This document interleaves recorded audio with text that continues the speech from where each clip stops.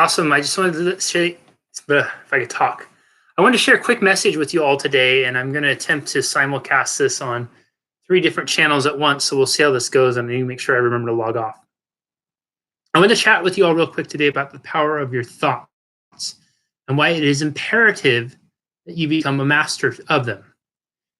I was listening to this interview the other day with a 21-year-old kid, and this kid was talking about his upbringing and that when he was growing up, he grew up in a small New Jersey town.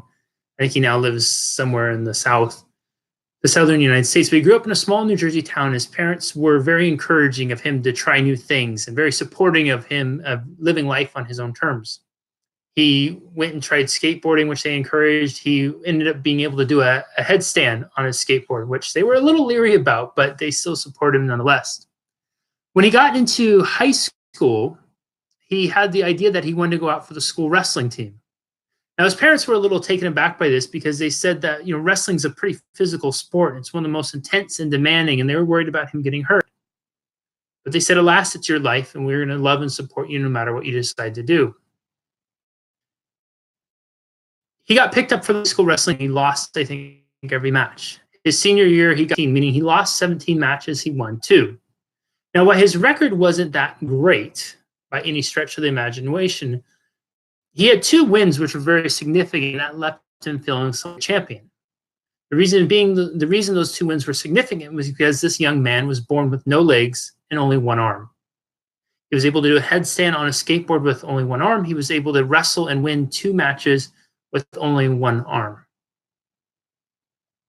Because of this young man's tenacity, he caught the attention of some different folks in the public speaking and motivational speaking realm, and they started to give him some gigs, and he would go around and chat with people about a message about being in charge of your own life, and that you're not the byproduct of your circumstances, that you are the captain of your ship and you get to choose where to set sail. This eventually led to him doing some sort of collaboration with the UFC, the Ultimate Fighting Championship, the pinnacle of mixed martial arts in the sporting world. And he got flown to Madison Square Garden in New York, where he was some part of an event there. And he was on cloud 9 because he got to do this big thing with the UFC and meet some of the people who he considered to be heroes. He went to the airport and he was sitting in the plane at JFK, and there was some sort of confusion or mix up with the boarding, so they were kind of letting people just sit wherever they were. The plane wasn't overfilled or anything like that. And as he was sitting in his seat, because he doesn't have legs, he boards first. He's over in the window seat. He watches as person after person gets on board, but nobody wants to sit next to him. What's worse is he can see and he can feel the people looking at him and seeing him, and he begins to feel disgusted. He begins to feel upset with himself. He begins to get angry with God, wondering, why did he have to get here? Why does he didn't want to have no legs and one arm?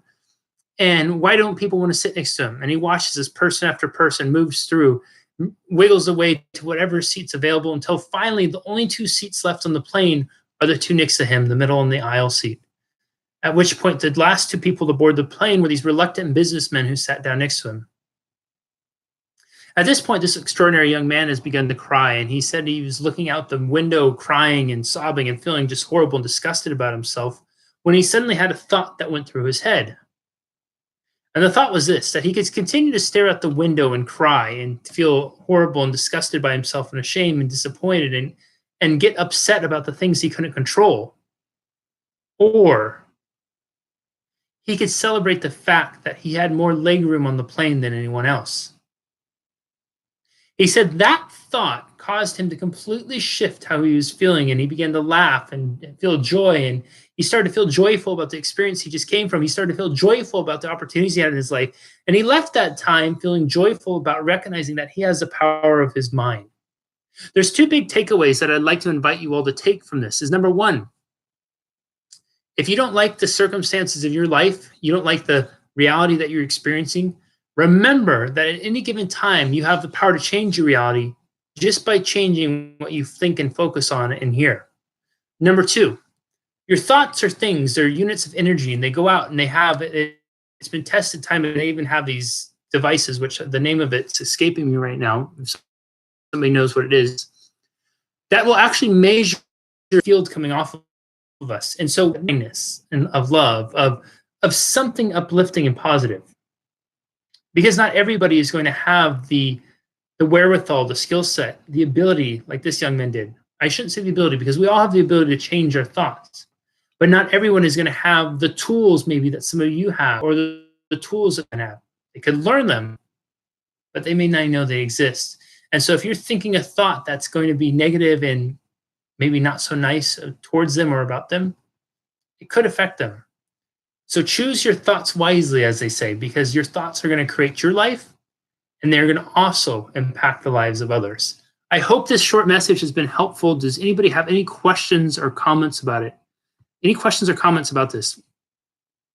I'm all ears. I have a couple minutes to answer questions. By show of emojis, yeses, was this helpful? I see Angela, Carrie, Nellie, Dora, Rosa, Ellie, Martin, Jules, Ashley, Yoshi, Danny, Emma, all on here. Robin, good to see you all on here.